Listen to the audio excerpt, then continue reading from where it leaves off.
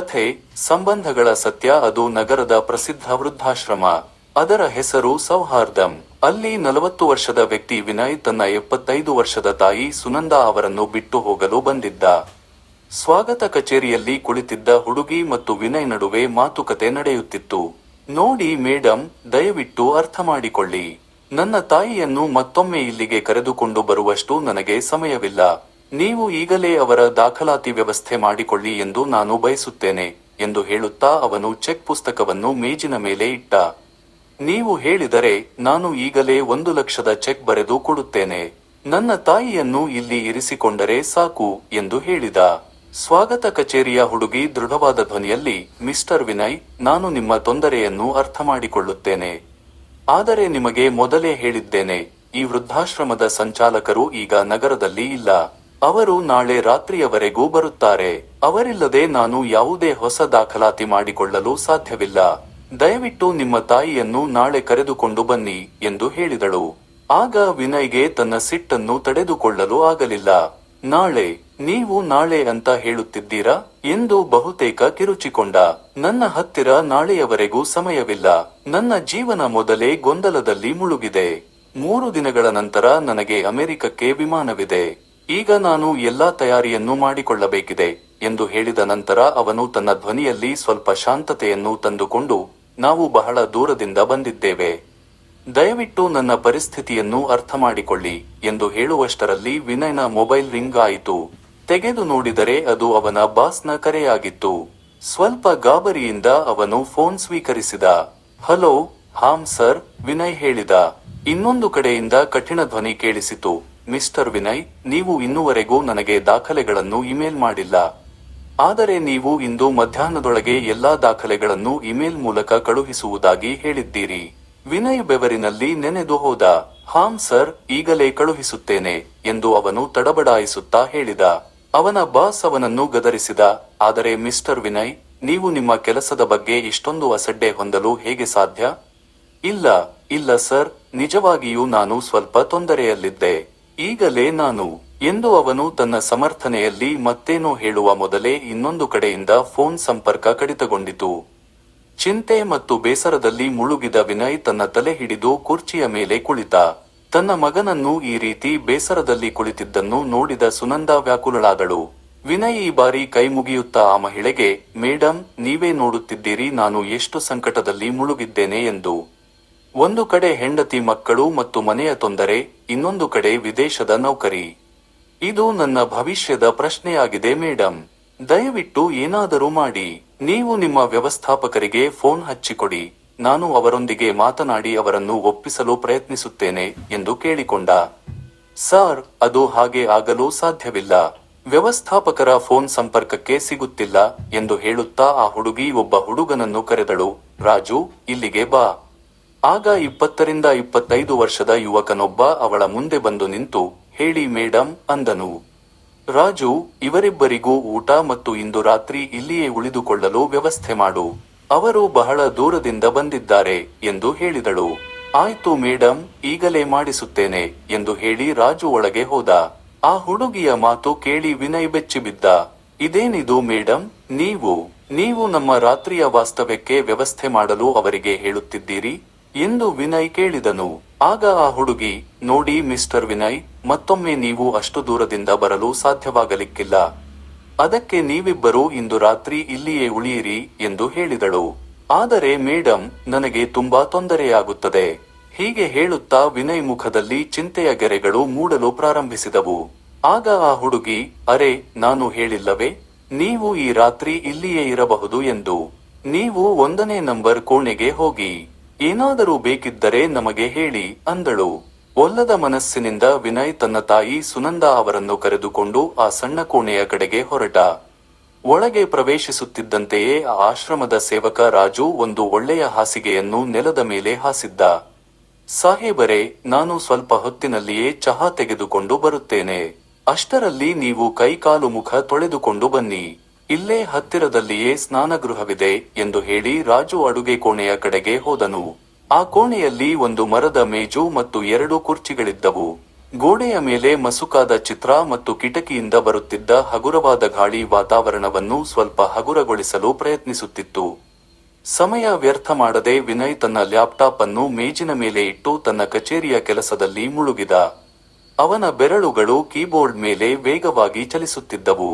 ಇನ್ನೊಂದು ಕಡೆಗೆ ಸುನಂದಾ ತನ್ನ ಚೀಲವನ್ನು ಮಡಿಲ ಮೇಲೆ ಇಟ್ಟುಕೊಂಡು ಕುರ್ಚಿಯ ಮೇಲೆ ಕುಳಿತಳು ಮತ್ತು ಅವಳು ಚೀಲದಿಂದ ಒಂದು ಪೌಚ್ ತೆಗೆದು ಅದನ್ನು ತೆರೆದು ಪೇಪರ್ ಹಾಳೆಯಲ್ಲಿ ಸುತ್ತಿದ್ದ ಆಲೂ ಪರೋಟವನ್ನು ಹೊರತೆಗೆದಳು. ನಂತರ ವಿನಯ್ನ ಕಡೆಗೆ ನೋಡಿ ಮೃದುವಾದ ಧ್ವನಿಯಲ್ಲಿ, ಮಗನೇ, ಕೇಳಪ್ಪ, ನಾನು ಬೆಳಗ್ಗೆ ಬೇಗನೆ ಎದ್ದು ನಿನಗಾಗಿ ಆಲೂ ಪರೋಟಗಳನ್ನು ಮಾಡಿದ್ದೆ. ನಿನಗೆ ಪರೋಟ ಅಂದರೆ ತುಂಬಾ ಇಷ್ಟ ಅಲ್ವಾ? ಜೊತೆಗೆ ಉಪ್ಪಿನಕಾಯಿಯನ್ನು ತಂದಿದ್ದೇನೆ ಎಂದು ಹೇಳಿದಳು. ವಿನಯ್ ತಾಯಿಯ ಮಾತಿಗೆ ಯಾವುದೇ ಉತ್ತರ ಕೊಡಲಿಲ್ಲ. ಅವನ ಗಮನ ಲ್ಯಾಪ್ಟಾಪ್ ಪರದೆಯ ಮೇಲೆ ನೆಟ್ಟಿತ್ತು. ಅವನು ತನ್ನ ತಾಯಿಯ ಧ್ವನಿಯನ್ನು ಅರಿಯದೆ ಕೆಲಸ ಮಾಡುತ್ತಾ ಕುಳಿತಿದ್ದ. ಸುನಂದಾ ಒಂದು ಕ್ಷಣ ಸುಮ್ಮನಿದ್ದು ನಂತರ, ಪರವಾಗಿಲ್ಲ ಮಗನೇ, ನಾನು ನಿನಗೆ ನನ್ನ ಕೈಯಿಂದಲೇ ಊಟ ಮಾಡಿಸುತ್ತೇನೆ ಎಂದು ಹೇಳಿದಳು. ಅವಳ ಧ್ವನಿಯಲ್ಲಿ ವಾತ್ಸಲ್ಯದ ಜೊತೆಗೆ ಹೇಳಲಾಗದ ದುಃಖವೂ ಇತ್ತು. ಗೊತ್ತಿಲ್ಲ, ಇನ್ನೊಮ್ಮೆ ಇಂತಹ ಅವಕಾಶ ಸಿಗುತ್ತದೆಯೋ ಇಲ್ಲವೋ ಎಂದು ಅವಳು ಹೇಳಿಕೊಳ್ಳುವಾಗ ಅವಳ ಕಣ್ಣುಗಳು ಹಸಿಯಾಗುತ್ತಾ ಹೋದವು. ಅವಳು ಒಂದು ಪರೋಟದ ತುಂಡನ್ನು ಹರಿದು ಕೈಯಲ್ಲಿ ಹಿಡಿದುಕೊಂಡು ವಿನಯ್ನ ಮುಂದೆ ಹಿಡಿದಳು. ಆದರೆ ವಿನಯ್ ತಾಳ್ಮೆ ಕಳೆದುಕೊಂಡಂತೆ ತೋರುತ್ತಿತ್ತು. ಅವನು ಲ್ಯಾಪ್ಟಾಪ್ನಿಂದ ಕಣ್ಣು ತೆಗೆಯದೆ ಕಿರಿಕಿರಿಯಿಂದ, ಅಮ್ಮ, ಇದೇನಿದು? ನಿನಗೆ ಬೇರೆ ಕೆಲಸವಿಲ್ಲವೇ? ನನಗೆ ಮುಗಿಸಲು ತುಂಬಾ ಕೆಲಸವಿದೆ. ದಯವಿಟ್ಟು ಈ ಪರೋಟವನ್ನು ನೀನೇ ತಿನ್ನು, ನನಗೆ ಹಸಿವಿಲ್ಲ ಎಂದು ಹೇಳುವಾಗ ಅವನ ಧ್ವನಿಯಲ್ಲಿ ಸಿಟ್ಟು ತುಂಬಿತ್ತು. ಮಗನ ಈ ಮಾತನ್ನು ಕೇಳಿ ಸುನಂದಾ ಸಹಿಸಿಕೊಂಡಳು ಮತ್ತು ಸುಮ್ಮನೆ ಆ ಪರೋಟವನ್ನು ಮರಳಿ ಚೀಲದಲ್ಲಿ ಇಟ್ಟಳು. ನಂತರ ಅವಳು, ಆಯ್ತು ಮಗನೇ, ನಿನಗೆ ಜೀವನದಲ್ಲಿ ಉನ್ನತ ಸ್ಥಾನ ಲಭಿಸಿದೆ. ನೀನು ಮತ್ತಷ್ಟು ದೊಡ್ಡ ಮನುಷ್ಯನಾಗಪ್ಪ, ನಾನು ಆ ದೇವರಲ್ಲಿ ಇದನ್ನೇ ಕೇಳಿಕೊಳ್ಳುತ್ತೇನೆ ಎಂದು ಹೇಳಿದಳು. ಸ್ವಲ್ಪ ಹೊತ್ತು ಸುಮ್ಮನೆ ಕುಳಿತು ಸುನಂದಾ ತನ್ನ ಗತಕಾಲದ ನೆನಪುಗಳಲ್ಲಿ ಮುಳುಗಲು ಪ್ರಾರಂಭಿಸಿದಳು. 22 ವರ್ಷದ ಸುನಂದಾ ಯಾವಾಗ ಮದುವೆ ಮಾಡಿಕೊಂಡು ತನ್ನ ಗಂಡನ ಮನೆಗೆ ಬಂದಿದ್ದಳೋ ಆಗಿನಿಂದಲೇ ಅವಳು ಜವಾಬ್ದಾರಿಗಳ ಭಾರದಿಂದ ಬಳಲುತ್ತಿದ್ದಳು. ಮನೆಯಲ್ಲಿ ಅನೇಕ ಸದಸ್ಯರಿದ್ದರು. ಒಬ್ಬ ನಾದಿನಿ ಇದ್ದಳು. ಅವಳು ತನ್ನ ಗಂಡನೊಂದಿಗೆ ಅದೇ ಮನೆಗೆ ಬಂದು ಸೇರಿಕೊಂಡಿದ್ದಳು ಮತ್ತು ನಾದಿನಿಯ ಗಂಡ ಅವಳ ಅತ್ತೆಗೆ ತುಂಬಾ ಅಚ್ಚುಮೆಚ್ಚಿನವನಾಗಿದ್ದನು. ಇದರ ಹೊರತಾಗಿ ಒಬ್ಬ ಭಾವ ಮತ್ತು ಭಾವನ ಹೆಂಡತಿ ಇದ್ದರು. ಆದರೆ ಭಾವನ ಹೆಂಡತಿ ದೊಡ್ಡ ಮನೆಯಿಂದ ಬಂದವಳಾಗಿದ್ದಳು. ಭಾವನು ಚೆನ್ನಾಗಿ ಗಳಿಸುತ್ತಿದ್ದನು. ಅದಕ್ಕಾಗಿ ಭಾವನ ಹೆಂಡತಿ ಅತ್ತೆಯ ಯಾವ ಮಾತಿಗೂ ಸೊಪ್ಪು ಹಾಕುತ್ತಿರಲಿಲ್ಲ. ಎಷ್ಟೇ ಆದರೂ ಅತ್ತೆಯ ದರ್ಪ ಕೇವಲ ಸುನಂದಾಳ ಮೇಲೆಯೇ ನಡೆಯುತ್ತಿತ್ತು. ಸುನಂದಾಳ ಪತಿ ಒಂದು ಸಣ್ಣ ಫ್ಯಾಕ್ಟರಿಯಲ್ಲಿ ಕೆಲಸ ಮಾಡುತ್ತಿದ್ದ. ಅವನಿಗೆ ಹೆಚ್ಚಿನ ಆದಾಯವಿರಲಿಲ್ಲ. ಮನೆಯ ಖರ್ಚು ಮಾವ ಮತ್ತು ಭಾವನ ಆದಾಯದಿಂದಲೇ ನಡೆಯುತ್ತಿತ್ತು. ಈ ಎಲ್ಲಾ ಕಾರಣಗಳಿಂದ ಆ ಮನೆಯಲ್ಲಿ ಸುನಂದಾಳ ಸ್ಥಾನ ಒಬ್ಬ ನೌಕರಳಿಗಿಂತ ಹೆಚ್ಚೇನೂ ಇರಲಿಲ್ಲ. ಆದರೆ ಇದು ಸಾಕಾಗಲಿಲ್ಲ ಎಂಬಂತೆ ಮದುವೆಯಾಗಿ ಹಲವು ವರ್ಷಗಳು ಕಳೆದರೂ ಸುನಂದಾಳ ಗರ್ಭ ಇನ್ನೂ ಖಾಲಿಯಾಗಿತ್ತು. ಗಂಡನ ಮನೆಯವರು ಸಹ ಅವಳನ್ನು ಬಂಜೆ ಎಂದು ಹೀಯಾಳಿಸಿದಾಗ ಅವಳ ಹೃದಯದಲ್ಲಿನ ನೋವು ಮತ್ತಷ್ಟು ಹೆಚ್ಚಾಗುತ್ತಿತ್ತು. ಕೊನೆಗೆ 12 ವರ್ಷಗಳ ನಂತರ ಆ ದೇವರು ಅವಳ ಪ್ರಾರ್ಥನೆಯನ್ನು ಕೇಳಿದ ಮತ್ತು ಅವಳಿಗೆ ಸಂತಾನ ಭಾಗ್ಯದ ಪ್ರಾಪ್ತಿಯಾಯಿತು. ಅವಳ ಮಗ ವಿನಯನ ಜನನವಾಗಿತ್ತು ಮತ್ತು ಬರಡಾಗಿದ್ದ ಅವಳ ಮಡಿಲು ಖುಷಿ ಸಂತೋಷದಿಂದ ತುಂಬಿತ್ತು. ಆದರೆ ಈ ಖುಷಿ ಕ್ಷಣಿಕವಾಗಿತ್ತು. ವಿನಯ್ ಇನ್ನೂ 1 ತಿಂಗಳವನು ಆಗಿರಲಿಲ್ಲ. ಆಗ ಒಂದು ಭಯಾನಕ ರಸ್ತೆ ಅಪಘಾತವು ಸುನಂದಾಳ ಪತಿಯನ್ನು ಅವಳಿಂದ ಯಾವತ್ತಿಗೂ ಮರಳಿ ಬಾರದಂತೆ ಕಸಿದುಕೊಂಡಿತ್ತು. ಅವಳು ಒಳಗಿನಿಂದ ಸಂಪೂರ್ಣವಾಗಿ ಮುರಿದು ಬಿದ್ದಿದ್ದಳು. ಅವಳ ಜೀವನ ಒಂದು ಗಾಢವಾದ ಕತ್ತಲೆಯಲ್ಲಿ ಮುಳುಗಿದಂತೆ ಆಗಿತ್ತು ಮತ್ತು ಎದುರಿಗೆ ಕೇವಲ ಅನಿಶ್ಚಿತತೆಯ ಸಾಗರವೇ ಇದ್ದಿತ್ತು. ಅದರ ನಂತರ ಅವಳ ಭಾವ ಮತ್ತು ಭಾವನ ಹೆಂಡತಿ ಈ ಪರಿವಾರದಿಂದ ಬೇರೆಯಾಗಲು ನಿರ್ಧರಿಸಿದರು. ಕೆಲ ಕಾಲದ ನಂತರ ಅವಳ ಅತ್ತೆ ಮಾವರು ಇಹಲೋಕ ತ್ಯಜಿಸಿದರು. ನಾದಿನಿ ಮತ್ತು ಅವಳ ಪತಿಯು ಬೇರೆ ಮನೆ ಮಾಡಿಕೊಂಡು ಹೋದರು. ಸುನಂದಾ ಈಗ ತನ್ನ ಹಸುಗೂಸಿನೊಂದಿಗೆ ಒಬ್ಬಂಟಿಯಾದಳು. ಸುತ್ತಲೂ ಮೌನ ಆವರಿಸಿತ್ತು ಮತ್ತು ಅವಳ ಹೆಗಲ ಮೇಲೆ ಆ ಮುಗ್ಧ ಮಗುವಿನ ಜೀವನದ ಜವಾಬ್ದಾರಿ ಇದ್ದಿತ್ತು. ಅದಕ್ಕಾಗಿ ಅವಳು ಜೀವಿಸಬೇಕಾಗಿತ್ತು. ಆದರೆ ಸುನಂದಾ ಸೋಲನ್ನು ಒಪ್ಪಿಕೊಳ್ಳಲಿಲ್ಲ. ಅವಳು ತನ್ನ ಪ್ರೀತಿಯ ಮಗ ವಿನಯ್ನನ್ನು ಅಪ್ಪಿಕೊಂಡು ಜೀವನದ ಹೋರಾಟದಲ್ಲಿ ಹೋರಾಡಲು ನಿರ್ಧರಿಸಿದಳು. ತನ್ನ ಮಗನನ್ನು ಬೆಳೆಸಲು ಅವಳು ಬೇರೆಯವರ ಮನೆಗಳಲ್ಲಿ ಕೆಲಸ ಮಾಡಲು ಪ್ರಾರಂಭಿಸಿದಳು. ಪಾತ್ರೆಗಳನ್ನು ತೊಳೆಯುತ್ತಿದ್ದಳು, ಸ್ವಚ್ಛಗೊಳಿಸುವ ಕೆಲಸ ಮಾಡುತ್ತಿದ್ದಳು, ಬಟ್ಟೆಗಳನ್ನು ಇಸ್ತ್ರಿ ಮಾಡುತ್ತಿದ್ದಳು. ಅವಳು ಕಷ್ಟಪಟ್ಟು ಕೆಲಸ ಮಾಡುತ್ತಿದ್ದಳು ಮತ್ತು ತನ್ನ ಕೆಲಸಕ್ಕೆ ಸಮರ್ಪಿತಳಾಗಿದ್ದಳು. ಆದರೆ ಅವಳ ಗಮನ ಯಾವಾಗಲೂ ವಿನಯನ ಮೇಲೆ ಇರುತ್ತಿತ್ತು. ಅವಳು ಅವನನ್ನು ಎಂದಿಗೂ ಒಬ್ಬಂಟಿಯಾಗಿ ಬಿಡಲಿಲ್ಲ. ಅವನನ್ನು ಯಾವಾಗಲೂ ತನ್ನ ಹತ್ತಿರ ಇಟ್ಟುಕೊಂಡಿದ್ದಳು. ಅವನಿಗೆ ಪ್ರೀತಿ ಮತ್ತು ರಕ್ಷಣೆಯ ನೆರಳನ್ನು ನೀಡಿದಳು. ಕಾಲ ಕಳೆದು ಹೋಯಿತು ಮತ್ತು ಸುನಂದಾಳ ಕಠಿಣ ಪರಿಶ್ರಮಕ್ಕೆ ಫಲ ಸಿಕ್ಕಿತು. ಅವಳು ವಿನಯ್ನನ್ನು ಚೆನ್ನಾಗಿ ಬೆಳೆಸಿದ್ದಲ್ಲದೆ ಅವನಿಗೆ ಒಳ್ಳೆಯ ಶಿಕ್ಷಣವನ್ನು ಕೊಡಿಸಿದಳು. ಕಷ್ಟಪಟ್ಟು ಕೆಲಸ ಮಾಡುವ ಮೂಲಕ ಅವಳು ವಿನಯ್ನನ್ನು ಎಷ್ಟು ಸಮರ್ಥನನ್ನಾಗಿ ಮಾಡಿದಳೆಂದರೆ ಅವನಿಗೆ ಒಂದು ಹೆಸರಾಂತ ಬಹುರಾಷ್ಟ್ರೀಯ ಕಂಪನಿಯಲ್ಲಿ ಕೆಲಸ ಸಿಕ್ಕಿತ್ತು. ನಂತರ ಅವನ ಭೇಟಿಯು ನಮಿತಾ ಎಂಬ ಹುಡುಗಿಯೊಂದಿಗೆ ಆಯಿತು. ಇಬ್ಬರೂ ಒಬ್ಬರಿಗೊಬ್ಬರು ಆಕರ್ಷಿತರಾಗುತ್ತಿದ್ದರು ಮತ್ತು ಆದಷ್ಟು ಬೇಗನೆ ಅವರಿಬ್ಬರೂ ಮದುವೆಯಾಗುವ ನಿರ್ಧಾರ ಮಾಡಿಕೊಂಡರು ಮತ್ತು ಮದುವೆಯೂ ಆದರು. ಆದರೆ ಸುನಂದಾಳ ಸೊಸೆ ನಮಿತಾ ಆಧುನಿಕ ವಿಚಾರದ ಹುಡುಗಿಯಾಗಿದ್ದಳು. ಮನೆಯ ಕೆಲಸ ಮಾಡುವುದು ಅವಳಿಗೆ ಒಂದಿಷ್ಟು ಇಷ್ಟವಿರಲಿಲ್ಲ. ಆಗ ಮನೆಯ ಕೆಲಸವನ್ನೆಲ್ಲ ಸುನಂದಾಳೆ ಮಾಡಬೇಕಿತ್ತು. ಆದರೆ ಸೊಸೆ ಆದವಳು ಪೂರ್ತಿ ದಿನ ಸ್ನೇಹಿತೆಯರೊಂದಿಗೆ ಸುತ್ತಾಡುವುದು, ಶಾಪಿಂಗ್ ಮಾಡುವುದು ಅಥವಾ ತನ್ನ ತಂದೆ ತಾಯಿಯ ಮನೆಗೆ ಹೋಗುವುದು. ಇದೆಲ್ಲ ಅವಳ ಪ್ರತಿದಿನದ ದಿನಚರಿಯಾಗಿತ್ತು. ಯಾವುದೋ ಒಂದು ದಿನ ಮನೆಯಲ್ಲಿದ್ದರೆ ಆಗ ಗೆಳತಿಯರ ಗುಂಪೆ ಅಲ್ಲಿ ಸೇರುತ್ತಿತ್ತು. ಇದೆಲ್ಲವೂ ಸುನಂದಾಳಿಗೆ ಒಂದಿಷ್ಟು ಹಿಡಿಸುತ್ತಿರಲಿಲ್ಲ. ಅವಳು ಹೇಳಬೇಕೆಂದರೆ ಯಾರಿಗೆ ಹೇಳಬೇಕು? ತಿಳಿಸಿ ಹೇಳಲು ಹೋದರೆ ಬದಲಾಗಿ ಅವಳಿಗೆ ಒಂದಿಷ್ಟು ಮಾತು ಕೇಳಿಸಿಕೊಳ್ಳುವಂತೆ ಆಗುತ್ತಿತ್ತು ಮತ್ತು ಮಗನಾದವನು ಪತ್ನಿಯ ಮೋಹದಲ್ಲಿ ಮರುಳಾಗಿದ್ದ. ಅಷ್ಟಕ್ಕೂ ಹೇಗೋ ಹೀಗೋ ಮಾಡಿ ಜೀವನದ ಗಾಡಿಯೂ ಚಲಿಸುತ್ತಿತ್ತು. ಸಮಯ ಹೀಗೆಯೇ ಕಳೆಯುತ್ತಾ ಹೋಯಿತು. ವಿನಯ್ ಮತ್ತು ನಮಿತಾ ಅವರ ಮದುವೆಯಾಗಿ ಈಗ 12 ವರ್ಷಗಳಾಗಿತ್ತು. ಸುನಂದಾಳಿಗೆ ಈಗ ಇಬ್ಬರು ಮೊಮ್ಮಕ್ಕಳು ಇದ್ದರು. ಒಬ್ಬ 10 ವರ್ಷದವನು, ಇನ್ನೊಬ್ಬ 8 ವರ್ಷದವನು. ಅಲ್ಲಿ ನಮಿತಾಳ ತಂದೆ ತಾಯಿಯರು ಅಮೆರಿಕಕ್ಕೆ ಸ್ಥಳಾಂತರಗೊಂಡಿದ್ದರು. ಈಗ ನಮಿತಾ ಕೂಡ ತಾವು ಅಮೆರಿಕಕ್ಕೆ ಹೋಗಿ ವಾಸಿಸಬೇಕೆಂದು ಹಠ ಹಿಡಿದಿದ್ದಳು. ಅಲ್ಲಿನ ಹೈಫೈ ಜೀವನದ ಮಜಾ ತೆಗೆದುಕೊಳ್ಳಬೇಕೆಂದು. ಅದೇ ಸಮಯದಲ್ಲಿ ಸಂಯೋಗದಂತೆ ವಿನಯ್ನ ಕಂಪನಿಯು ಅವನಿಗೆ ವಿದೇಶದಲ್ಲಿ ನೌಕರಿಯ ಆಫರ್ ನೀಡಿತು. ಇಲ್ಲಿಗಿಂತ 2-3 ಪಟ್ಟು ಹೆಚ್ಚಿನ ಸಂಬಳದ ಆಸೆಗಾಗಿ ವಿನಯ್ ಕೂಡ ಆ ಆಫರ್ ಅನ್ನು ಸ್ವೀಕಾರ ಮಾಡಿದ. ಅವನ ಪತ್ನಿ ನಮಿತಾ ಮತ್ತು ಇಬ್ಬರು ಮಕ್ಕಳು ತುಂಬಾ ಸಂತೋಷಪಟ್ಟರು. ವಿನಯ್ ತನ್ನ ತಾಯಿ ಸುನಂದಾ ಅವರನ್ನು ತನ್ನೊಂದಿಗೆ ಕರೆದುಕೊಂಡು ಹೋಗಲು ಬಯಸಿದ್ದನು. ಆದರೆ ಅವರ ವೀಸಾ ತಿರಸ್ಕರಿಸಲ್ಪಟ್ಟಿತ್ತು. ಅದಕ್ಕಾಗಿಯೇ ಈಗೇನು ಮಾಡುವುದು ಅಂತ ವಿನಯ್ ಬೇಜಾರಿನಲ್ಲಿದ್ದ. ಅಲ್ಲಿ ಅವನ ಪತ್ನಿ ನಮಿತಾ ಅಮೆರಿಕಕ್ಕೆ ಹೋಗುವ ಹಠ ಹಿಡಿದು ಕುಳಿತಿದ್ದಳು. ಸದ್ಯಕ್ಕೆ ನಿಮ್ಮ ತಾಯಿಯನ್ನು ವೃದ್ಧಾಶ್ರಮದಲ್ಲಿ ಇರಿಸಿ ಮತ್ತು 1 ವರ್ಷದ ನಂತರ ಮತ್ತೆ ವೀಸಾಕ್ಕೆ ಅರ್ಜಿ ಸಲ್ಲಿಸಿ ಅವರನ್ನು ನಮ್ಮೊಂದಿಗೆ ಅಮೆರಿಕಕ್ಕೆ ಕರೆದುಕೊಂಡು ಹೋಗೋಣ ಎಂದು ಅವಳು ತನ್ನ ಪತಿಗೆ ಸೂಚಿಸಿದಳು. ಆದರೆ ಮುಂದಿನ ವರ್ಷವೂ ವೀಸಾ ಸಿಗದಿದ್ದರೆ ಏನು ಗತಿ ಎಂದು ವಿನಯ್ ಕೇಳಿದನು. ಆಗ ನಮಿತಾ ಅವನಿಗೆ, ಅರೆ, ಹಾಗಾದರೆ ಏನು? ವಾಸ್ತವವಾಗಿ ಅವರಿಗೆ ವೃದ್ಧಾಶ್ರಮ ಉತ್ತಮವಾಗಿರುತ್ತದೆ ಎಂದು ನಾನು ಭಾವಿಸುತ್ತೇನೆ. ಅವರು ನಮ್ಮೊಂದಿಗೆ ವಿದೇಶಕ್ಕೆ ಬಂದು ಏನು ಮಾಡುತ್ತಾರೆ?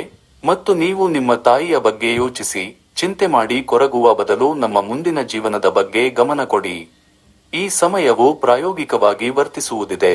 ಭಾವುಕತೆಯಲ್ಲಿ ಮುಳುಗಿ ಇಷ್ಟೊಂದು ಒಳ್ಳೆಯ ಅವಕಾಶವನ್ನು ಕಳೆದುಕೊಳ್ಳಬೇಡಿ ಎಂದು ಹೇಳಿದಳು. ವಿನಯ್ಗೆ ಈ ಮಾತು ಸರಿ ಎಂದು ತೋರಿತು. ಅದುದರಿಂದಲೇ ಅವನು ತನ್ನ ತಾಯಿಯನ್ನು ವೃದ್ಧಾಶ್ರಮದಲ್ಲಿ ಬಿಡಲು ತಯಾರಾದನು. ಸುನಂದಾ ಕುರ್ಚಿಯ ಮೇಲೆ ಕುಳಿತಿದ್ದಳು. ಅವಳ ಕಣ್ಣುಗಳು ಇನ್ನೂ ಹಿಂದಿನ ಆ ಮಬ್ಬು ಕ್ಷಣಗಳಲ್ಲಿ ಕಳೆದು ಹೋಗಿದ್ದವು. ಅಲ್ಲಿ ಅವಳು ತನ್ನ ಜೀವನದ ಪ್ರತಿಯೊಂದು ಸಂಘರ್ಷವನ್ನು ಮಾಡಿದ್ದಳು. ಆಗ ರಾಜುವಿನ ಧ್ವನಿ ಪ್ರತಿಧ್ವನಿಸಿತು, ಅಮ್ಮ ಅವರೇ, ನಾನು ಚಹಾ ಮತ್ತು ಬಿಸ್ಕೆಟ್ಗಳನ್ನು ತಂದಿದ್ದೇನೆ. ಅವನ ಧ್ವನಿಯು ಅವಳನ್ನು ನೆನಪುಗಳ ಸುಳಿಯಿಂದ ಹೊರತಂದಿತು. ಅವಳು ಒಮ್ಮೆಲೆ ವರ್ತಮಾನಕ್ಕೆ ಮರಳಿದಳು. ರಾಜು ಟೇಬಲ್ ಮೇಲೆ 2 ಕಪ್ ಚಹಾ ಮತ್ತು 1 ತಟ್ಟೆಯಲ್ಲಿ ಬಿಸ್ಕೆಟ್ಗಳನ್ನು ಇಟ್ಟು ಅಡುಗೆ ಕೋಣೆಯ ಕಡೆಗೆ ಹೊರಟು ಹೋದ. ಸುನಂದಾ 1 ಕಪ್ ಅನ್ನು ಎತ್ತಿಕೊಂಡು 1 ಗುಟುಕು ಚಹಾ ಕುಡಿದ ನಂತರ ತನ್ನ ಮಗನ ಕಡೆಗೆ ನೋಡಿದಳು. ಅವನು ಇದುವರೆಗೂ ಲ್ಯಾಪ್ಟಾಪ್ನ ಪರದೆಯಲ್ಲಿ ಮಗ್ನನಾಗಿದ್ದ. ಮಗನೇ, ಸ್ವಲ್ಪ ಚಹಾ ಆದರೂ ಕುಡಿಯಪ್ಪ ಎಂದು ಹೇಳುವಾಗ ಅವಳ ಧ್ವನಿಯಲ್ಲಿ ಮಮತೆ ಮತ್ತು ಸ್ವಲ್ಪ ವಿನಯತೆ ತುಂಬಿತ್ತು. ವಿನಯ್ ಕಿರಿಕಿರಿಯಿಂದ ತಲೆ ಎತ್ತಿದನು. ಅವನ ಹುಬ್ಬುಗಳು ಸುಕ್ಕುಗಟ್ಟಿದವು. ಏನಮ್ಮ? ಅವನು ಕಟುವಾಗಿ ಹೇಳಿದನು. ನಾನಿಲ್ಲಿ ತುಂಬಾ ತೊಂದರೆಯಲ್ಲಿದ್ದೇನೆ ಮತ್ತು ನೀನು ಊಟ ಚಹಾದ ಬಗ್ಗೆ ಚಿಂತೆ ಮಾಡುತ್ತಿದ್ದೀಯಾ? ಇವತ್ತು ಕೆಲಸ ಪೂರ್ಣಗೊಳ್ಳದಿದ್ದರೆ ಬಾಸ್ ನನಗೆ ಕೈ ತೆಗೆದುಕೊಳ್ಳುತ್ತಾರೆ. ಮೇಲಾಗಿ ಇಲ್ಲಿ ಇಂಟರ್ನೆಟ್ ಸಹ ಸರಿಯಾಗಿ ಸಿಗುತ್ತಿಲ್ಲ. ಈ ವೃದ್ಧಾಶ್ರಮದವರು ತಮ್ಮದೇ ಕಾಯ್ದೆ ಕಾನೂನು ನಡೆಸುತ್ತಿದ್ದಾರೆ. ಅದಕ್ಕೂ ಒಂದು ಮಿತಿ ಇದೆ. ಒಬ್ಬ ವೃದ್ಧ ಮಹಿಳೆ ಇದ್ದಾಳೆ, ಅಷ್ಟು ದೂರದಿಂದ ಬಂದಿದ್ದಾಳೆ ಅಂತ ಅಷ್ಟು ಕೂಡ ಅರ್ಥ ಮಾಡಿಕೊಳ್ಳುತ್ತಿಲ್ಲ. ಇವರು ವೃದ್ಧರಿಗೆ ಆಶ್ರಯ ಆಗಬೇಕು. ಆದರೆ ಇಲ್ಲಿ ಒಂದು ಕಡೆ ವ್ಯವಸ್ಥಾಪಕರು ಸುತ್ತಾಡಲಿಕ್ಕೆ ಹೋಗಿದ್ದರೆ ಇನ್ನೊಂದು ಕಡೆ ಇಲ್ಲಿ ಕುಳಿತ ಮೇಡಂ ನಮ್ಮ ಮಾತನ್ನು ಕೇಳಲಿಕ್ಕೆ ತಯಾರಿಲ್ಲ ಎಂದು ಸಿಟ್ಟಿನಲ್ಲಿ ಯಾವಾಗ ವಿನಯ್ ಒದರಾಡುತ್ತಿದ್ದನೋ ಅದೇ ಸಮಯದಲ್ಲಿ ಆ ಮೇಡಂ ಬಾಗಿಲ ಚೌಕಟ್ಟಿನಲ್ಲಿ ನಿಂತು ಅವನ ಎಲ್ಲಾ ಮಾತುಗಳನ್ನು ಕೇಳುತ್ತಿದ್ದಳು. ಆಗ ಅಚಾನಕ್ಕಾಗಿ ಅವಳನ್ನು ನೋಡಿದ ವಿನಯ್ ತನ್ನ ಮಾತನ್ನು ಮರೆಮಾಚುತ್ತಾ, ಅರೆ, ಅದು ಕೇವಲ ನಾನು ಅನ್ನುವಷ್ಟರಲ್ಲಿ ಆ ಮಹಿಳೆ, ಇರಲಿ ಬಿಡಿ ಮಿಸ್ಟರ್ ವಿನಯ್, ಇಂತಹ ವಾತಾವರಣದಲ್ಲಿ ಯಾವುದೇ ವ್ಯಕ್ತಿ ಕಿರಿಕಿರಿ ಅನುಭವಿಸುತ್ತಾನೆ ಎಂದು ನನಗೆ ಗೊತ್ತಿದೆ. ನೀವು ನನ್ನೊಂದಿಗೆ ಬನ್ನಿ, ನಿಮ್ಮೊಂದಿಗೆ ಸ್ವಲ್ಪ ಮಾತನಾಡುವುದಿದೆ ಎಂದು ಹೇಳಿ ಕೋಣೆಯಿಂದ ಹೊರಗೆ ನಡೆದಳು. ಆ ಮಹಿಳೆ ಇನ್ನಷ್ಟು ಹಣಕ್ಕೆ ಬೇಡಿಕೆ ಇಡಬಹುದು ಎಂದು ವಿನಯ್ ಭಾವಿಸಿದ್ದ. ಆದ್ದರಿಂದ ಹೊರಗೆ ಬಂದ ಕೂಡಲೇ ಅವನು, ನೋಡಿ ಮೇಡಂ, ನೀವು ಹಾಗೆ ಹೇಳಿದರೆ ನಾನು 1,00,000 ಬದಲು 1.5 ಲಕ್ಷ ರೂಪಾಯಿ ಚೆಕ್ ನೀಡುತ್ತೇನೆ ಎಂದನು. ಆಗ ಆ ಮಹಿಳೆ, ಹಾಗೇನೂ ಇಲ್ಲ ಸಾರ್, ಹಣದ ವಿಷಯವಲ್ಲ.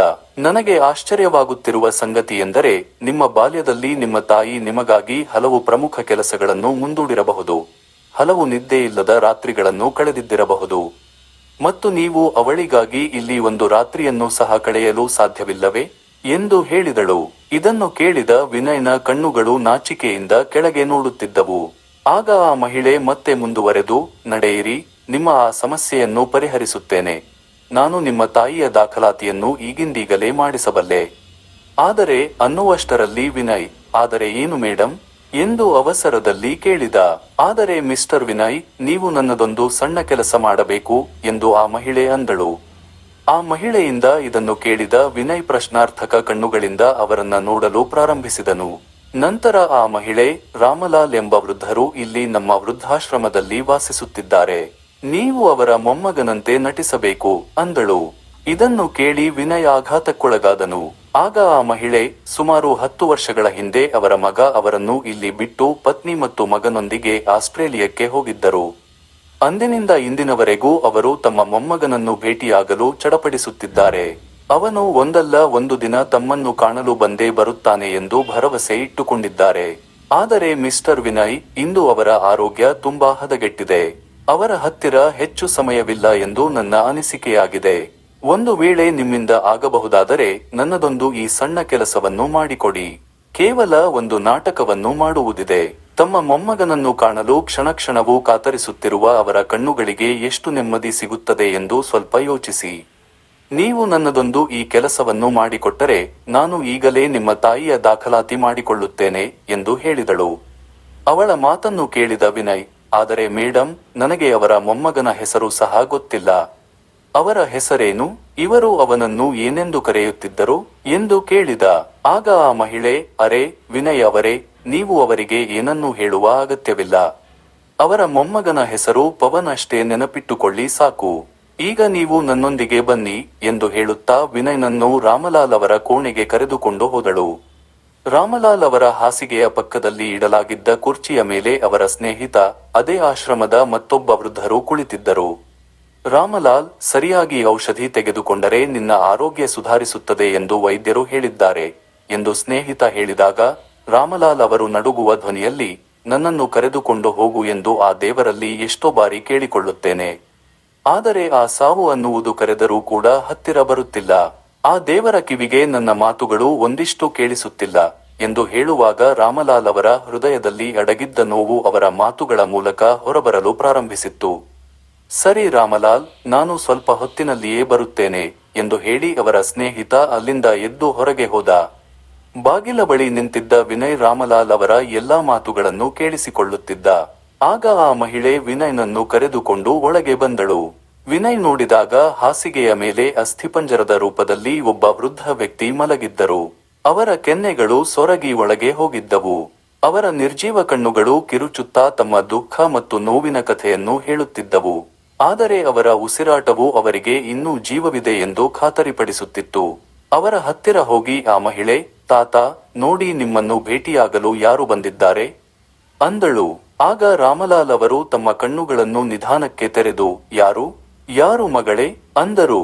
ಆಗ ಆ ಮಹಿಳೆ, ನೋಡಿ ತಾತ, ನಿಮ್ಮ ಮೊಮ್ಮಗ ಪವನ್ ಬಂದಿದ್ದಾನೆ ಅಂದಳು.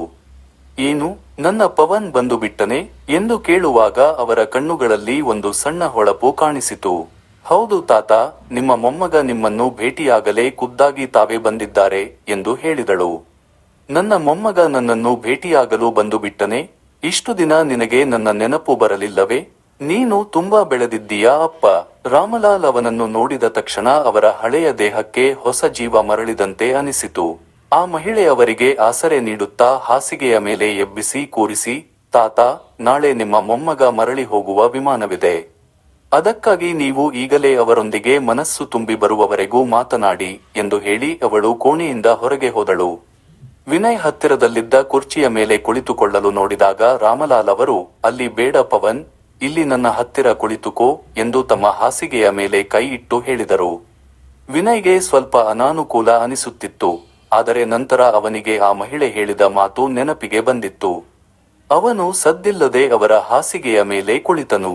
ಪವನ್, ನೀನು ಒಂದು ದಿನ ಖಂಡಿತವಾಗಿ ಬರುತ್ತೀಯಾ ಎಂದು ನನಗೆ ಖಚಿತವಿತ್ತು. ಅದಕ್ಕಾಗಿಯೇ ಆ ದೇವರು ನನ್ನ ದೇಹದಿಂದ ಪ್ರಾಣವನ್ನು ತೆಗೆದುಕೊಂಡು ಹೋಗುತ್ತಿರಲಿಲ್ಲ. ಆದರೆ ಪವನ್, ನೀನು ನಾಳೆಯೇ ಹೊರಟಿದ್ದೀಯಾ? ನಾನು ಎಷ್ಟು ವರ್ಷಗಳಿಂದ ನಿನ್ನ ದಾರಿ ಕಾಯುತ್ತಿದ್ದೆ. ಆದರೆ ಭೇಟಿಯಾಗಲು ಸ್ವಲ್ಪವೇ ಕ್ಷಣಗಳು ಮಾತ್ರವೇ ಎಂದು ಹೇಳುತ್ತಾ ರಾಮಲಾಲ್ ಅವರ ಉಸಿರು ಗಟ್ಟಲು ಆರಂಭಿಸಿತು. ಆದರೆ ಅವರಿಗೆ ತಮ್ಮ ಮೊಮ್ಮಗನನ್ನು ಭೇಟಿಯಾದ ಉತ್ಸಾಹ ಎಷ್ಟಿತ್ತೆಂದರೆ ಅವರು ತಮ್ಮ ಎಲ್ಲಾ ದೌರ್ಬಲ್ಯಗಳನ್ನು ಮರೆತು ಮತ್ತೆ ಮಾತನಾಡಲು ಪ್ರಾರಂಭಿಸಿದರು. ಸರಿ, ಒಂದು ವಿಷಯ ಹೇಳು ಪವನ್, ನಿನ್ನಪ್ಪ ಹೇಗಿದ್ದಾನೆ? ಅವನಿಗೆ ಯಾವತ್ತಿಗೂ ನನ್ನ ನೆನಪೇ ಬರುವುದಿಲ್ಲವೇ? ಅವನನ್ನು ನೋಡಿ ಎಷ್ಟೋ ವರ್ಷಗಳು ಕಳೆದಿವೆ ಅಂದರು. ಈ ಮಾತನ್ನು ಕೇಳಿ ವಿನಯ್ಗೆ ಏನನ್ನೂ ಹೇಳಲು ಆಗಲಿಲ್ಲ. ನಂತರ ರಾಮಲಾಲ್ ಅವರೇ ಮುಂದುವರೆದು, ನಿನ್ನ ತಾಯಿ ಚೆನ್ನಾಗಿದ್ದಾಳಾ ಅಂದರು. ಆಗ ವಿನಯ್, ಹೌದು ತಾತ, ಎಲ್ಲರೂ ಚೆನ್ನಾಗಿದ್ದಾರೆ ಅಂದನು. ನಿನಗೆ ಗೊತ್ತಾ ಪವನ್, ಇಲ್ಲಿ ವೃದ್ಧಾಶ್ರಮದಲ್ಲಿ ಬಹಳಷ್ಟು ಜನ ಸಿಹಿ ಹಂಚಲು ಬರುತ್ತಿರುತ್ತಾರೆ. ನಿನ್ನೆಯೂ ಯಾರದೋ ಮೊಮ್ಮಗನ ಜನ್ಮದಿನವಿತ್ತು. ಅದಕ್ಕಾಗಿ ಅವರು ವೃದ್ಧಾಶ್ರಮದ ಎಲ್ಲಾ ಜನರಿಗೂ ಜಿಲೇಬಿಯನ್ನು ಹಂಚಿದರು. ಅದೇ ಸಮಯದಲ್ಲಿ ನಿನ್ನ ಬಾಲ್ಯದ ಚಿತ್ರಗಳು ನನ್ನ ಕಣ್ಣುಗಳ ಮುಂದೆ ನಾಟ್ಯ ಮಾಡತೊಡಗಿದವು. ಹೀಗೆ ಹೇಳುತ್ತಾ ರಾಮಲಾಲ್ ಅವರು ಹತ್ತಿರದಲ್ಲಿಯೇ ಬಿದ್ದಿದ್ದ ಒಂದು ಸಣ್ಣ ಪಾತ್ರೆಯನ್ನು ಎತ್ತಿಕೊಂಡರು. ಅದರಲ್ಲಿ ಒಂದು ತುಂಡು ಜಿಲೇಬಿ ಇದ್ದಿತ್ತು. ಅದನ್ನು ವಿನಯ್ಗೆ ಕೊಡುತ್ತಾ, ಪವನ್, ನಾನು ನಿನಗಾಗಿ ಈ ಜಿಲೇಬಿಯನ್ನು ತೆಗೆದು ಇಟ್ಟಿದ್ದೆ ಅಂದರು. ವಿನಯ್ ಸಂಕೋಚದಿಂದ ಆ ಜಿಲೇಬಿಯನ್ನು ತೆಗೆದುಕೊಂಡ. ಆಗ ರಾಮಲಾಲ್ ಅವರ ಸುಕ್ಕುಗಟ್ಟಿದ ಮುಖದಲ್ಲಿ ಸ್ವಲ್ಪ ನಗು ಬಂತು ಮತ್ತು ಅವರು, ಪವನ್, ನಿನಗೆ ನೆನಪಿದೆಯೇ? ನೀನು ಚಿಕ್ಕವನಿದ್ದಾಗ ಪ್ರತಿದಿನ ನನ್ನ ಸುತ್ತಲೇ ಸುಳಿದಾಡುತ್ತಿದ್ದೆ. ನಿನಗೆ ಜಿಲೇಬಿ ತಿನ್ನುವುದು ಅಂದರೆ ತುಂಬಾ ಇಷ್ಟ. ಆದರೆ ನಿನ್ನ ತಾಯಿ ಹೆಚ್ಚು ಜಿಲೇಬಿ ತಿನ್ನಬೇಡ ಎಂದು ನಿನಗೆ ಹೇಳುತ್ತಿದ್ದಳು. ಆಗ ಸಂಜೆಯ ಸಮಯದಲ್ಲಿ ನೀನು ನನ್ನೊಂದಿಗೆ ಉದ್ಯಾನದಲ್ಲಿ ಓಡಾಡುವ ನೆಪದಲ್ಲಿ ನನ್ನ ಕೈ ಹಿಡಿದುಕೊಂಡು ಬಂದು ಮಾರುಕಟ್ಟೆಗೆ ಕರೆದುಕೊಂಡು ಹೋಗುತ್ತಿದ್ದೆ ಮತ್ತು ಸಿಹಿ ಅಂಗಡಿಯಲ್ಲಿ ಜಿಲೇಬಿ ಕೊಡಿಸಿಕೊಂಡು ತಿನ್ನುತ್ತಿದ್ದೆ.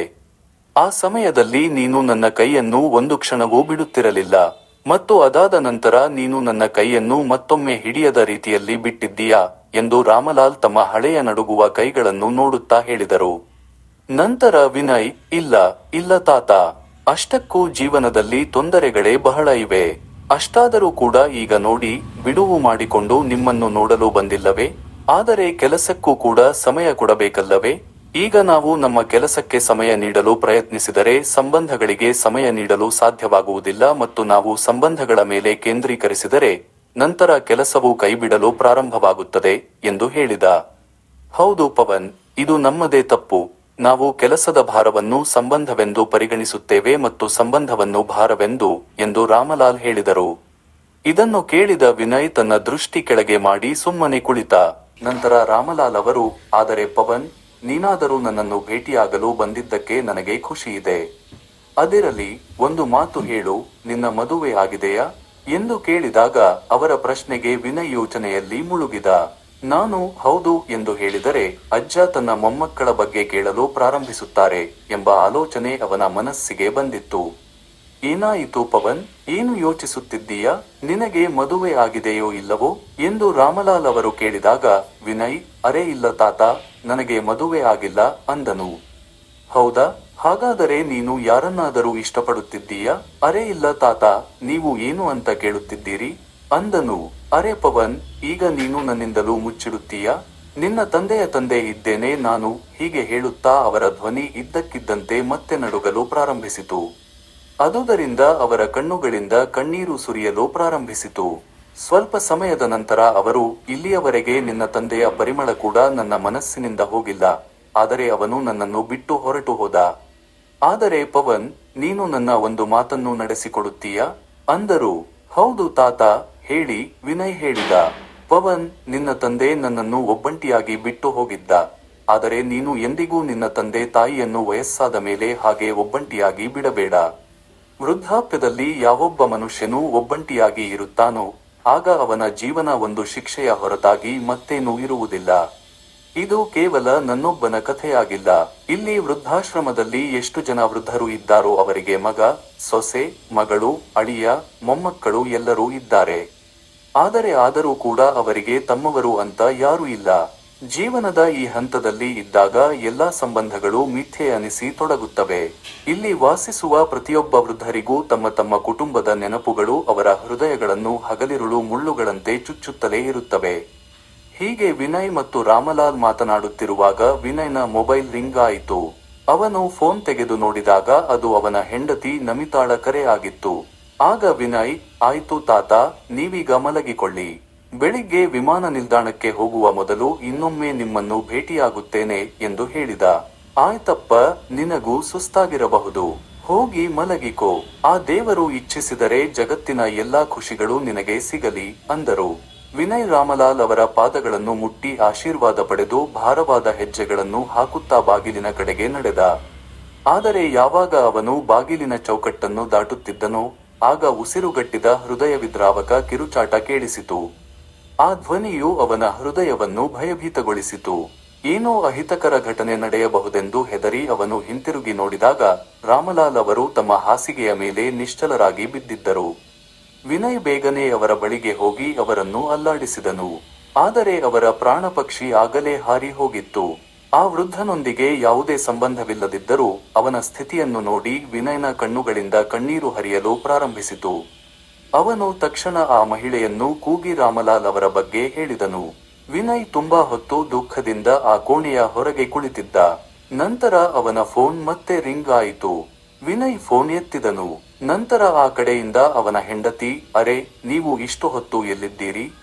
ನೀವು ನಿಮ್ಮ ತಾಯಿಯನ್ನು ವೃದ್ಧಾಶ್ರಮದಲ್ಲಿ ಬಿಡಲು ಹೋಗಿದ್ದೀರಲ್ಲ, ಆದರೆ ಇದುವರೆಗೂ ಮರಳಿ ಏಕೆ ಬಂದಿಲ್ಲ ಅಂದಳು. ಅದೇನಿದೆ ಅಂದರೆ ನಮಿತಾ, ಇಲ್ಲಿ ವೃದ್ಧಾಶ್ರಮದ ಸಂಚಾಲಕರ ಉಪಸ್ಥಿತಿ ಇಲ್ಲ, ಅದಕ್ಕಾಗಿ ಅಮ್ಮನ ದಾಖಲಾತಿ ಆಗುತ್ತಿಲ್ಲ. ಅದಕ್ಕಾಗಿ ನಾನು ಅನ್ನುವಷ್ಟರಲ್ಲಿ ನಮಿತಾ ಅವನ ಮಾತನ್ನು ಮಧ್ಯಕ್ಕೆ ನಿಲ್ಲಿಸಿ, ಅರೆ, ಅದ್ಭುತವಾಗಿದೆ ಇದು. ಇಂದು ದಾಖಲಾತಿ ಆಗದಿದ್ದರೆ ನಾಳೆ ಆಗುತ್ತದೆ. ಅದಕ್ಕಾಗಿ ನೀವು ಅಲ್ಲಿ ಉಳಿಯುವ ಅವಶ್ಯಕತೆ ಏನಿತ್ತು? ನೀವು ಅತ್ತೆಯನ್ನು ಅಲ್ಲಿ ಬಿಟ್ಟು ಬಂದಿದ್ದರೆ ಆಗುತ್ತಿತ್ತು. 3 ದಿನಗಳ ನಂತರ ನಮ್ಮ ವಿಮಾನವಿದೆ, ಆದರೆ ನೀವು ಅಲ್ಲಿ ನಿಮ್ಮ ತಾಯಿಯ ಹತ್ತಿರ ಕುಳಿತಿದ್ದೀರಿ ಎಂದು ಹೇಳಿದಾಗ, ವಿನಯ್, ಇದು ನೀನು ಹೇಗೆ ಮಾತನಾಡುತ್ತಿದ್ದೀಯಾ ನಮಿತಾ? ಅವಳು ನನ್ನ ತಾಯಿ ಇದ್ದಾಳೆ, ಅದು ಹಾಗೆ ಹೇಗೆ ಬಿಟ್ಟು ಬರಲಾಗುತ್ತದೆ? ನಾನು ನಾಳೆ ಬೆಳಿಗ್ಗೆ ಬೇಗನೆ ಇಲ್ಲಿಂದ ಹೊರಡುತ್ತೇನೆ ಎಂದು ಹೇಳಿ ಫೋನ್ ಕಟ್ ಮಾಡಿದ.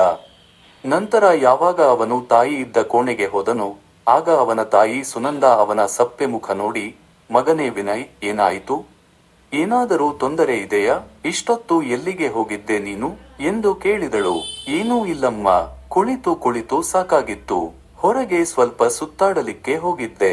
ಸರಿ ಅಮ್ಮ, ಆ ಮೇಡಂ ನಮ್ಮನ್ನು ಹೊರಗೆ ಸಭಾಂಗಣಕ್ಕೆ ಬರುವಂತೆ ಹೇಳಿದ್ದಾರೆ ಎಂದು ಹೇಳಿದಾಗ ಸುನಂದಾಳು, ಅಲ್ಲಿಗೇಕೆ ಮಗನೇ ಅಂದಳು.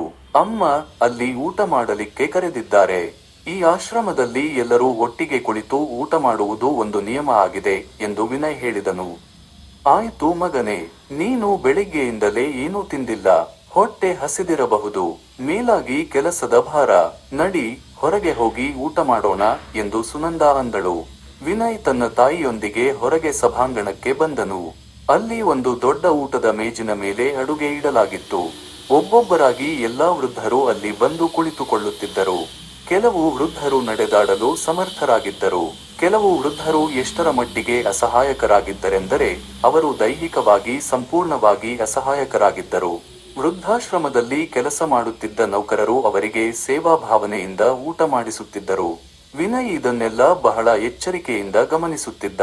ಆ ಎಲ್ಲಾ ವೃದ್ಧರ ಮೇಲೆ ಒಮ್ಮೆ ದೃಷ್ಟಿ ಹಾಯಿಸಿದ ಮಾತ್ರಕ್ಕೆ ಅವನಿಗೆ ಎಲ್ಲವೂ ಸ್ಪಷ್ಟವಾಯಿತು. ಇಲ್ಲಿ ಖುಷಿ ಇಲ್ಲ, ಸಂತೋಷ ಇಲ್ಲ ಅಂತ.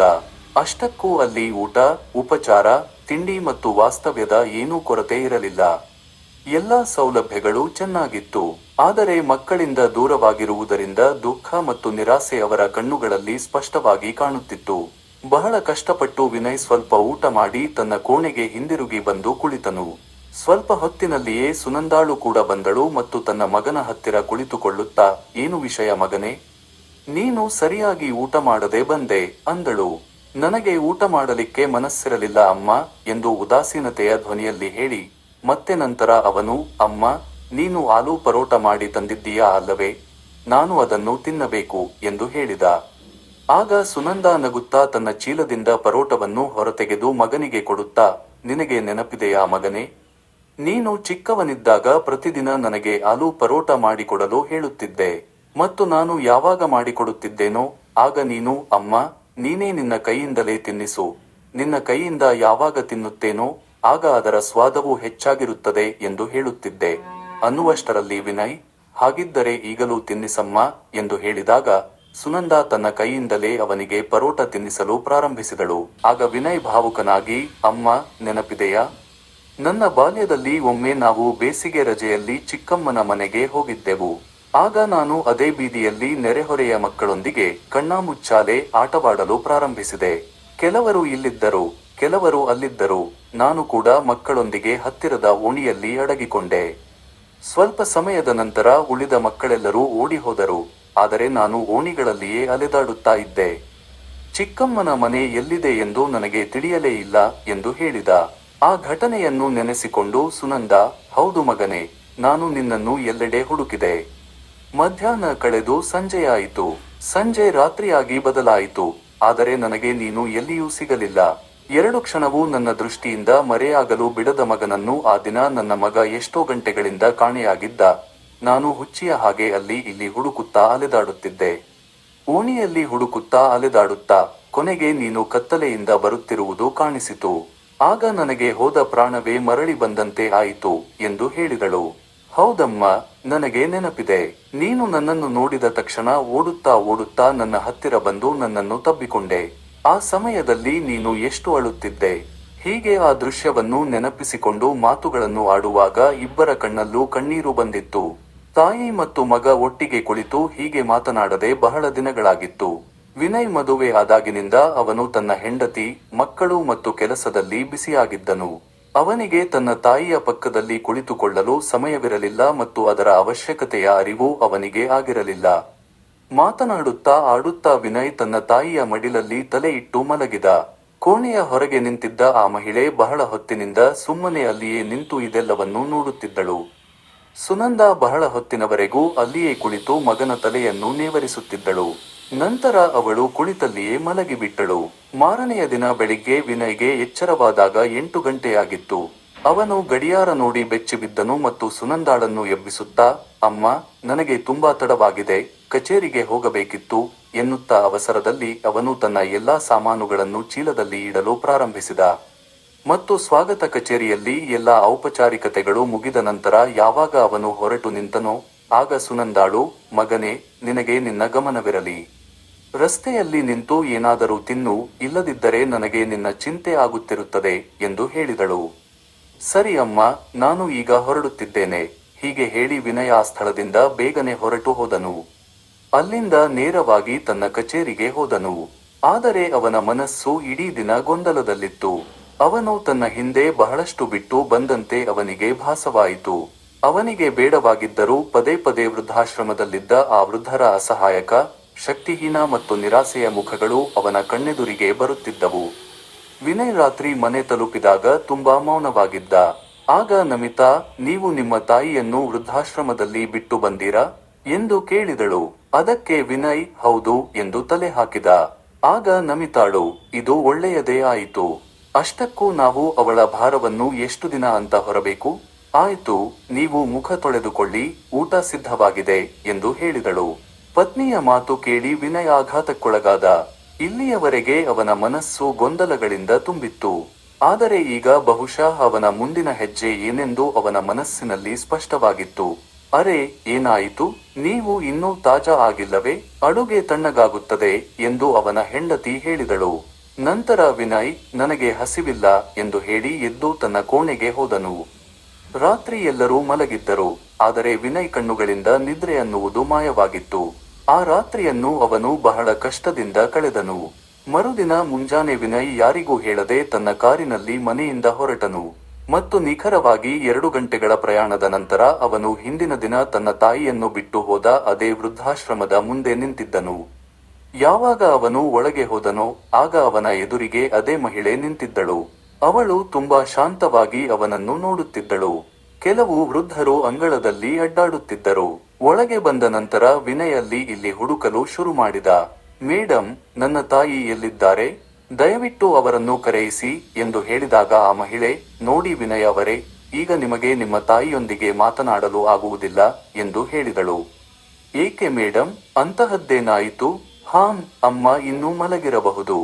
ತೊಂದರೆ ಇಲ್ಲ, ನಾನು ಇಲ್ಲಿಯೇ ಕುಳಿತಿರುತ್ತೇನೆ. ಅಮ್ಮ ಎದ್ದ ನಂತರ ಅವರನ್ನು ಭೇಟಿಯಾಗುತ್ತೇನೆ ಅಂದನು. ಆಗ ಆ ಮಹಿಳೆ, ಇಲ್ಲ ಮಿಸ್ಟರ್ ವಿನಯ್, ಅವರು ನಿದ್ರೆ ಮಾಡುತ್ತಿಲ್ಲ. ಬದಲಿಗೆ ಅವರು ವೃದ್ಧಾಶ್ರಮದ ಇತರ ಕೆಲವು ವೃದ್ಧ ಮಹಿಳೆಯರೊಂದಿಗೆ ಹತ್ತಿರದ ದೇವಸ್ಥಾನಕ್ಕೆ ಪೂಜೆ ಮಾಡಲು ಹೋಗಿದ್ದಾರೆ. ವಾಸ್ತವವಾಗಿ ಅವರು ತಮ್ಮ ಮಗನಿಗಾಗಿ ನಿರ್ಜಲ ಉಪವಾಸವನ್ನು ಆಚರಿಸುತ್ತಿದ್ದಾರೆ. ಅವರ ಆರೋಗ್ಯ ಮತ್ತು ಜೀವನದ ಬಗ್ಗೆ ಕಾಳಜಿ ವಹಿಸದೆ ಈ ವಯಸ್ಸಿನಲ್ಲಿಯೂ ಅವರು ದೇವರಿಗೆ ಕಠಿಣ ಉಪವಾಸವನ್ನು ಕೈಗೊಂಡಿದ್ದಾರೆ. ಈ ಸಮಯದಲ್ಲಿ ಅವರು ಪೂಜೆಯಲ್ಲಿ ನಿರತರಾಗಿದ್ದಾರೆ. ನಿಮ್ಮ ದೀರ್ಘಾಯುಷ್ಯ ಮತ್ತು ಪ್ರಗತಿಗಾಗಿ ದೇವರಲ್ಲಿ ಪ್ರಾರ್ಥಿಸುತ್ತಿದ್ದಾರೆ ಅಂದಳು. ಆ ಮಹಿಳೆಯ ಬಾಯಿಯಿಂದ ಈ ಮಾತುಗಳನ್ನು ಕೇಳಿದ ವಿನಯ್ ಕಣ್ಣುಗಳಲ್ಲಿ ಅಶ್ರುಧಾರೆಯ ಹರಿಯಿತು. ಅಷ್ಟರಲ್ಲಿ ಅವಳ ಎದುರಿಗೆ ಸುನಂದಾ ಪೂಜೆಯ ತಟ್ಟೆ ಹಿಡಿದುಕೊಂಡು ಬರುತ್ತಿರುವುದು ಕಾಣಿಸಿತು. ಅವಳನ್ನು ನೋಡುತ್ತಿದ್ದಂತೆ ವಿನಯ್ ಅವಳ ಕಡೆಗೆ ಓಡುತ್ತಾ ಅಮ್ಮ ಅಮ್ಮ ಎಂದು ಕೂಗಿದನು. ಅವನ ಕಣ್ಣೀರು ತುಂಬಿದ ಮುಖವನ್ನು ನೋಡಿದ ಸುನಂದಾಳಿಗೆ ಒಂದೊಮ್ಮೆ ತನ್ನ 8 ವರ್ಷದ ಪುಟ್ಟ ವಿನಯ್ ದಾರಿ ತಪ್ಪಿ ಬಹಳ ಸಮಯದ ನಂತರ ತನ್ನ ತಾಯಿಯನ್ನು ನೋಡಿ ಅಮ್ಮ ಅಮ್ಮ ಎಂದು ಕೂಗುತ್ತಾ ಅವಳ ಕಡೆಗೆ ಓಡಿ ಬರುತ್ತಿದ್ದ ಘಟನೆಯನ್ನು ನೆನಪಿಸಿಕೊಂಡಳು. ಅಮ್ಮ, ನನ್ನನ್ನು ಕ್ಷಮಿಸಮ್ಮ, ನಾನು ದೊಡ್ಡ ತಪ್ಪು ಮಾಡಿದೆ. ನನ್ನನ್ನು ಕ್ಷಮಿಸು. ನೀನು ನನಗಾಗಿ ಏನೇನೆಲ್ಲ ಮಾಡಿದೆ ಅಮ್ಮ. ನಿನ್ನ ಪ್ರೀತಿ ಮತ್ತು ಆಶೀರ್ವಾದದಿಂದಲೇ ನಾನು ನನ್ನ ಜೀವನದಲ್ಲಿ ಯಶಸ್ವಿ ವ್ಯಕ್ತಿಯಾಗಲು ಸಾಧ್ಯವಾಗಿದೆ. ನಾನು ಚಿಕ್ಕವನಿದ್ದಾಗ ಯಾವ ತಾಯಿ ನನ್ನನ್ನು 2 ಕ್ಷಣವೂ ಬಿಟ್ಟು ಇರುತ್ತಿರಲಿಲ್ಲವೋ ಅದೇ ತಾಯಿಯನ್ನು ನಾನು ವೃದ್ಧಾಶ್ರಮದಲ್ಲಿ ಇರಲು ಬಿಟ್ಟಿದ್ದೇನೆ. ನಾಚಿಕೆ ಆಗಬೇಕು ನನ್ನಂತಹ ಮಗನಿಗೆ ಎಂದು ತಾಯಿಯ ಕಾಲಿಗೆ ಬಿದ್ದು ಎಷ್ಟು ಹೇಳುತ್ತಿದ್ದನೋ ಅದಕ್ಕಿಂತ ಹೆಚ್ಚು ಕಣ್ಣೀರು ಸುರಿಸುತ್ತಿದ್ದ. ಸುನಂದಾ ಅವನನ್ನು ಎಬ್ಬಿಸಿ ನಿಲ್ಲಿಸಿ ಅವನ ಕಣ್ಣೀರನ್ನು ಒರೆಸಿದಳು. ಆಗ ವಿನಯ್, ನಡಿಯಮ್ಮ, ಈಗ ನಾವು ಮನೆಗೆ ಹೋಗೋಣ ಅಂದನು. ಆಗ ಆ ಮಹಿಳೆ ಬಂದು, ಮಿಸ್ಟರ್ ವಿನಯ್, ನೀವು ಹಾಗೆ ಹೋಗಲು ಆಗುವುದಿಲ್ಲ. ಇವರನ್ನು ವೃದ್ಧಾಶ್ರಮದಿಂದ ಕರೆದುಕೊಂಡು ಹೋಗಲು ವ್ಯವಸ್ಥಾಪಕರ ಕಚೇರಿಗೆ ಹೋಗಿ ಎಲ್ಲಾ ಔಪಚಾರಿಕತೆಗಳನ್ನು ಪೂರ್ತಿ ಮಾಡಬೇಕಾಗುತ್ತದೆ ಎಂದು ಹೇಳಿದಳು. ಆಯ್ತು ಮೇಡಮ್, ನೀವು ನನ್ನನ್ನು ವ್ಯವಸ್ಥಾಪಕರೊಂದಿಗೆ ಭೇಟಿ ಮಾಡಿಸಿ ಅಂದನು. ಬನ್ನಿ ಎಂದು ಆ ಮಹಿಳೆ ವಿನಯ್ನನ್ನು ವ್ಯವಸ್ಥಾಪಕರ ಕಚೇರಿಗೆ ಕರೆದುಕೊಂಡು ಹೋದಳು. ಮತ್ತು ಅಲ್ಲಿ ಡ್ರಾದಿಂದ ಒಂದು ಕಾಗದವನ್ನು ಹೊರಗೆ ತೆಗೆದು ಸಹಿ ಮಾಡಲು ವಿನಯ್ ಕೈಗೆ ಕೊಟ್ಟಳು ಮತ್ತು ಎದುರಿಗಿದ್ದ ವ್ಯವಸ್ಥಾಪಕರ ಕುರ್ಚಿಯ ಮೇಲೆ ಹೋಗಿ ಕುಳಿತಳು. ಇದನ್ನು ನೋಡಿದ ವಿನಯ್ ಬೆಚ್ಚಿಬಿದ್ದ. ಇಲ್ಲಿ ವ್ಯವಸ್ಥಾಪಕರು ಇನ್ನೂ ಬಂದಿಲ್ಲವೇ ಎಂದು ಕೇಳಿದಾಗ ಆ ಮಹಿಳೆ, ವಿನಯ್ ಅವರೇ, ಇಲ್ಲಿನ ವ್ಯವಸ್ಥಾಪಕರು ನಾನೇ ಇದ್ದೇನೆ ಅಂದಳು. ಆದರೆ ಮೇಡಮ್, 2 ದಿನಗಳ ಹಿಂದೆ ನೀವು ವ್ಯವಸ್ಥಾಪಕರು ರಜೆಯ ಮೇಲೆ ಎಲ್ಲೋ ಹೋಗಿದ್ದಾರೆ ಎಂದು ಹೇಳಿದ್ದೀರಿ ಅಂದನು.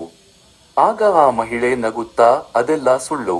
ಮತ್ತು ಆ ಸುಳ್ಳನ್ನು ನಾನು ಏಕೆ ಹೇಳಿದ್ದೆ ಎಂದರೆ, ನೀವು ಇಲ್ಲಿ ಒಂದು ರಾತ್ರಿ ಇದ್ದು ಜೀವನದ ಈ ಹಂತದಲ್ಲಿ ಒಬ್ಬ ಮನುಷ್ಯ ತನ್ನ ಪರಿವಾರವನ್ನು ಬಿಟ್ಟು ಇಲ್ಲಿ ಇರುವಾಗ ಅವನ ಪರಿಸ್ಥಿತಿ ಏನಾಗುತ್ತದೆ ಎಂದು ನೀವು ತಿಳಿಯಬೇಕು ಎಂದು.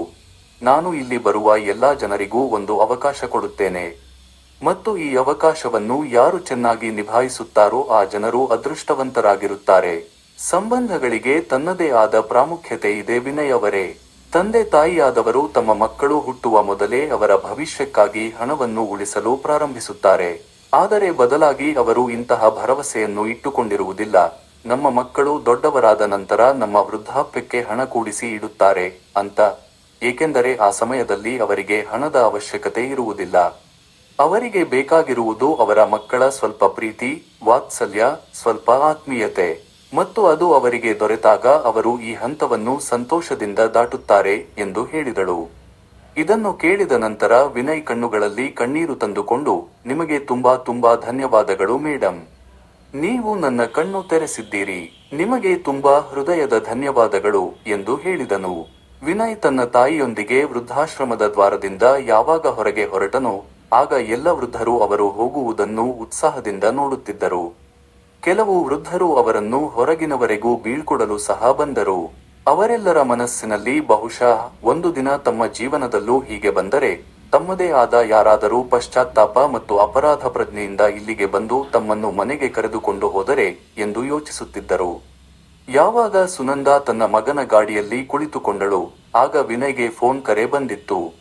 ಅವನು ಸ್ವೀಕರಿಸಿದಾಗ, ಅರೆ, ಬೆಳಿಗ್ಗೆ ನನಗೆ ಹೇಳದೆ ಎಲ್ಲಿಗೆ ಹೋಗಿದ್ದೀರಿ ನೀವು? ಎಷ್ಟೊಂದು ಬಾರಿ ಫೋನ್ ಮಾಡಿದೆ ನಾನು, ಆದರೆ ನೀವಾದರೂ ಫೋನ್ ತೆಗೆದುಕೊಳ್ಳುತ್ತಲೇ ಇಲ್ಲ ಎಂದು ಅವನ ಪತ್ನಿ ನಮಿತಾ ಹೇಳಿದಾಗ, ವಿನಯ್, ನಾನು ವೃದ್ಧಾಶ್ರಮದಿಂದ ನನ್ನ ತಾಯಿಯನ್ನು ವಾಪಸ್ ಕರೆದುಕೊಂಡು ಬರುತ್ತಿದ್ದೇನೆ ಅಂದನು. ಏನು, ಇದೇನು ಹೇಳುತ್ತಿದ್ದೀರಿ ನೀವು? ನಿಮ್ಮ ತಾಯಿಯನ್ನು ವಾಪಸ್ ಕರೆದುಕೊಂಡು ಬರುತ್ತಿದ್ದೀರಾ? ಅರೆ, ಅವರನ್ನು ಎಲ್ಲಿ ಬಿಡುತ್ತೀರಿ? ನಾವು ವಿದೇಶಕ್ಕೆ ಹೋಗುವುದಿದೆ ಮತ್ತು ನಾನು ಮೊದಲೇ ಹೇಳುತ್ತಿದ್ದೇನೆ, ನಾನು ವಿದೇಶಕ್ಕೆ ಹೋಗುವುದನ್ನು ಯಾವುದೇ ಕಾರಣಕ್ಕೂ ರದ್ದು ಮಾಡುವುದಿಲ್ಲ.